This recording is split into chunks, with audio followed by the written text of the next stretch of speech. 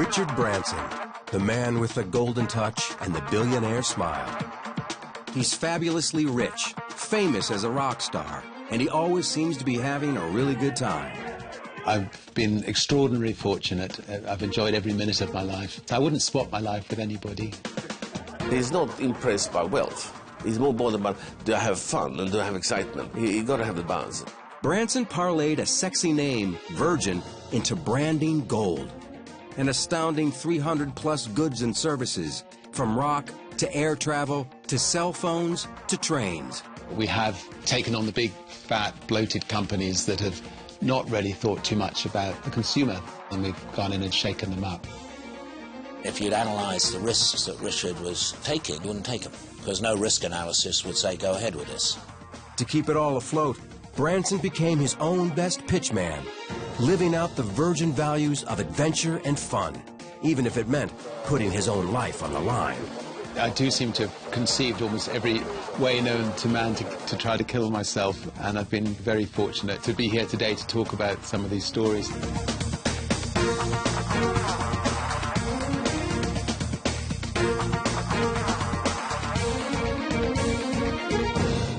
If such a title actually existed, Richard Branson might really be the most interesting man in the world.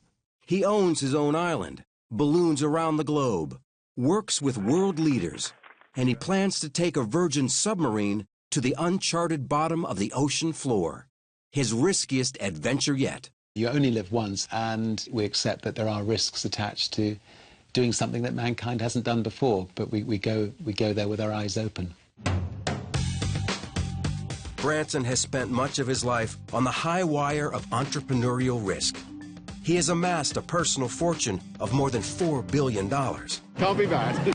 I've never been interested in making money. I mean, it's easy to say, I suppose people might say, when you have made money, but I've just been interested in creating things, and creating things that I could be proud of, and you know, having a lot of fun creating things. Richard Charles Nicholas Branson was born on July 18, 1950, to middle-class parents on the outskirts of London. His father was a barrister. His mother was a former flight attendant. Severely dyslexic, he could barely read by the age of 8 and was hopelessly lost with numbers. School was painful. You know, I'd look at a blackboard and wouldn't be able to understand anything that was going on. Interestingly, if you look at the history of dyslexics, they often exceed quite exceptionally because they concentrate on the areas that they're good at. It certainly taught me the art of delegation from quite a young age. Nick Powell was Branson's closest friend and future business partner. I always thought with Richard that he was going to make an impact on the world. You could tell from a relatively early age that he had qualities that were not common amongst all the other friends that we had. We used to play dare, sitting on either side of the white line, and it was the last one to move when the car came down the road. Richard always won the games of dare. But Branson had a strong entrepreneurial streak. When he was 13, he tried growing Christmas trees for sale. He tried breeding parakeets. At 15, he decided to launch a national student newspaper. I worked out of a phone box at my school, ringing up Coca-Cola, ringing up, you know, people to try to write for the magazine, ringing up Barclays Bank to try to get them to advertise. You know, there'd be queues of people outside the phone box as I was shoving more money into the phone. The magazine Student was an instant hit, with a circulation of 50,000. Graham Boyton is a former travel reporter for the London Telegraph and covered Branson for over 20 years. Although he was a child of the 60s, he was always slightly awkward. So I think what happened was that business gave him a vocabulary, a raison d'etre, and he went from there. In 1970, Branson started a mail-order discount record company that he hoped would raise money for the magazine. The first order of business was coming up with a name. Somebody suggested slip disc records. We had the old vinyl disc which kept on slipping.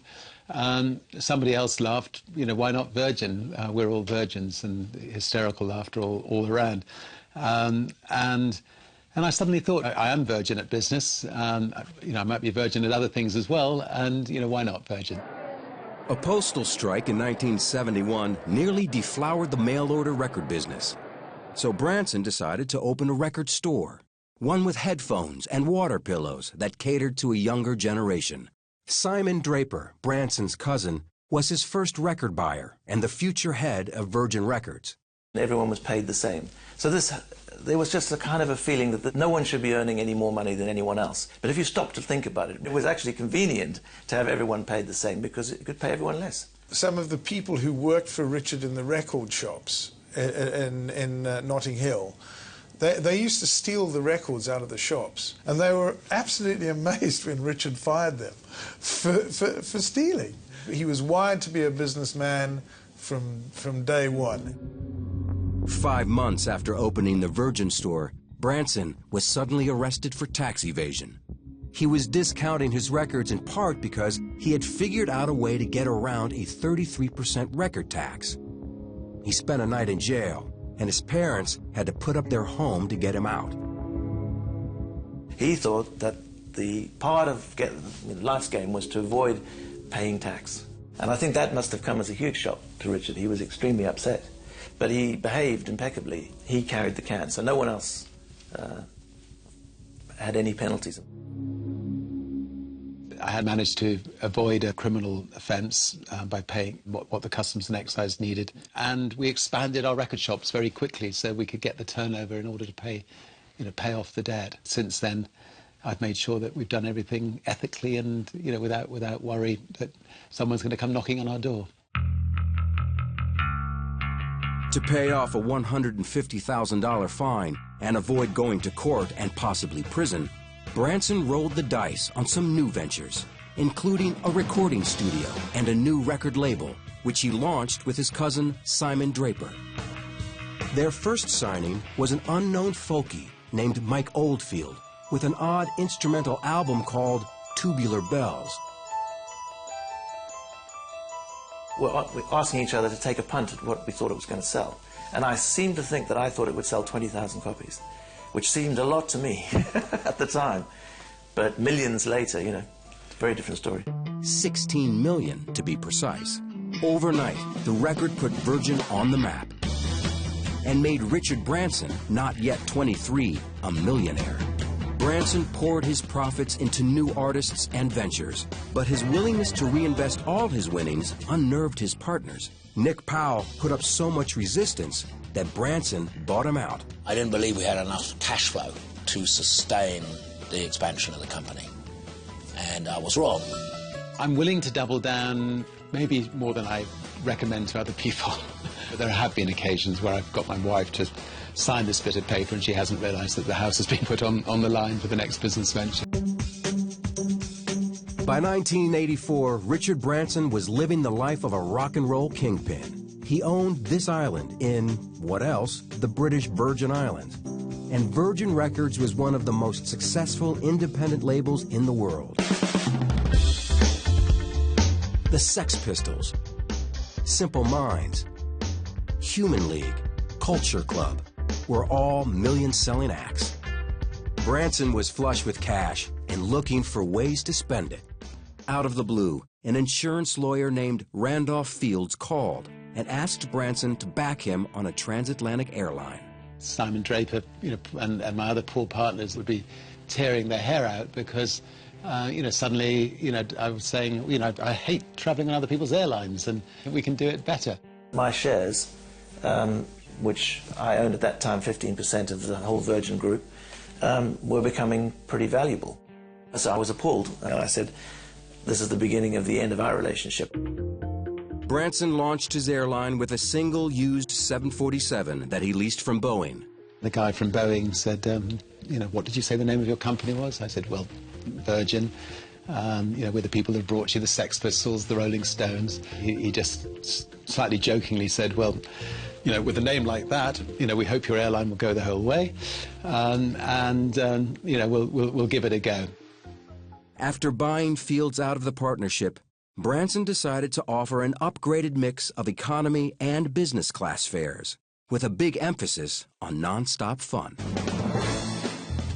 Virgin's inaugural flight from London to New York set the tone. Let me tell you, it was a bacchanalian orgy. I mean, it was wild, there was drinking, there were topless models on the plane. It was a hell of a party, and Richard led from the front. David Tate, the first person Branson hired, was an executive with Virgin Atlantic. When the door to the airplane opened at Newark, it was kind of like a champagne cork coming out of a bottle, because to this day I think there was still a record number of champagne bottles drunk on that flight over.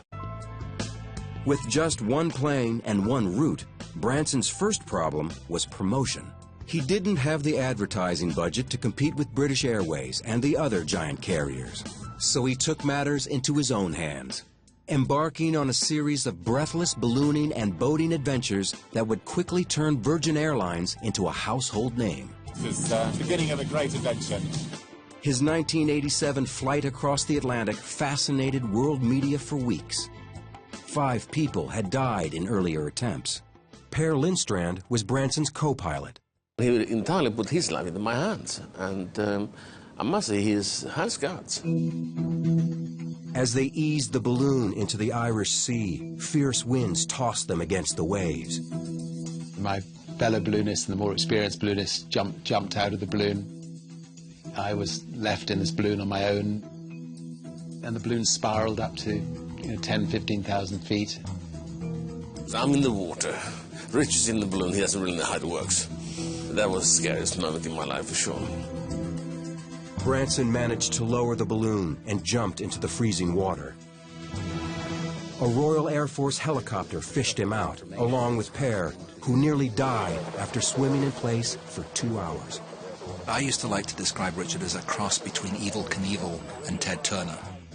He'll always tell you that I'm ballooning because it's great publicity for the company. Baloney. He's doing it because he enjoys it. If he were a cat, he'd be on his 3rd set of 9 lives. By the end of 1989, Richard Branson's world was expanding on all fronts. He married his longtime partner, Joan Templeman, in a ceremony on Necker Island. The couple already had 2 kids, 4-year-old Sam and 8-year-old Holly. The company was also branching out. Branson had taken the Virgin Group public in 1986 with an IPO that generated more than $56 million.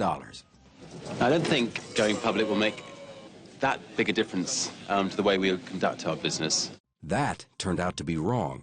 It did make a difference. Branson chafed at being accountable to an outside board and bought back Virgin after 2 years. He now presided over a small but precarious empire with a growing airline that was in constant danger of going under. And worse, British Airways was determined to crush its upstart rival. The rivalry between British Airways and Virgin Atlantic has always puzzled me. I think it was down to British establishment seeing this young upstart with long hair, sort of reckless, motor mouth airline entrepreneur, and it really cheesed them off. So much so that in 1991, British Airways launched what the press called the Dirty Tricks campaign. They had teams of people behind closed doors, illegally accessing our computer information, ringing our passengers, pretending to be from Virgin Atlantic, saying we had flights that were cancelled and switching them onto British Airways. They had people going through my rubbish bins, going through the rubbish bins of our clubs, trying to pick up any kind of dirt on us. They were placing stories in the press and so on and so on. Most damagingly, Branson was convinced that British Airways was stoking rumors that Virgin was insolvent and about to go under. Will Whitehorn is the former head of Virgin Galactic and has worked closely with Branson since 1987. Every day you take off, and if you've got empty seats, you've lost money. So if somebody can persuade passengers not to book with a certain airline because they think it's going to go bust, it will go bust. Branson was fighting to keep Virgin Atlantic alive, and once again, he put his life on the line to do it. He took off on another dangerous promotional balloon trip, this one over the Pacific. Watch your ears, pressurising. Just pressurising now, we've got to watch our ears. In the middle of the Pacific, we lost 2 full fuel tanks. And we didn't know we had enough fuel to make it. Do we have any chance?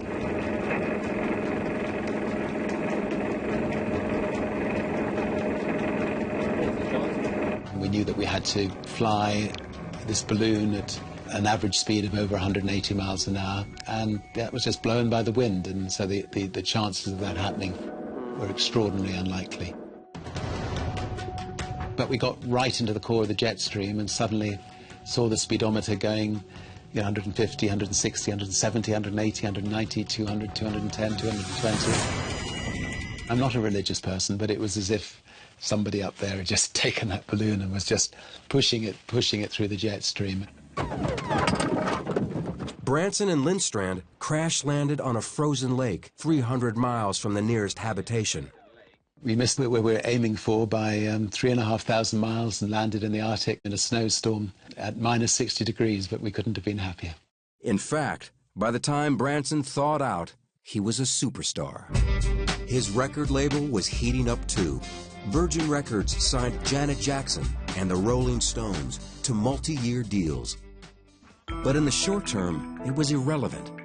British Airways' Dirty Tricks campaign against Virgin Atlantic was making it impossible to get credit. To save the airline, Branson had to make the toughest call of his life. He decided to sell his beloved record company. Penny Pike served as his personal assistant for 31 years. Everyone was terribly shocked. I mean, Richard was more shocked than most people, but he cried and cried and cried. It was a bit like selling a child. I told the staff, burst into tears, ran down back towards my house with tears streaming down my face. You passed this sign that said Branson sells for $1 billion, and I realised life wasn't that bad. He secured the future of Virgin Atlantic because he had enough capital behind him after that to be able to look any competitor in the face and say, well, I can sit this out as long as you can. People said at the time we were mad to sell the record company to put the money into an airline. As it turns out, of course, the record industry's collapsed and the airline industry hasn't done too badly for us. 1 month after the $1 billion label deal, Branson sued British Airways for libel. The airline settled out of court and paid Branson a record $1.1 million.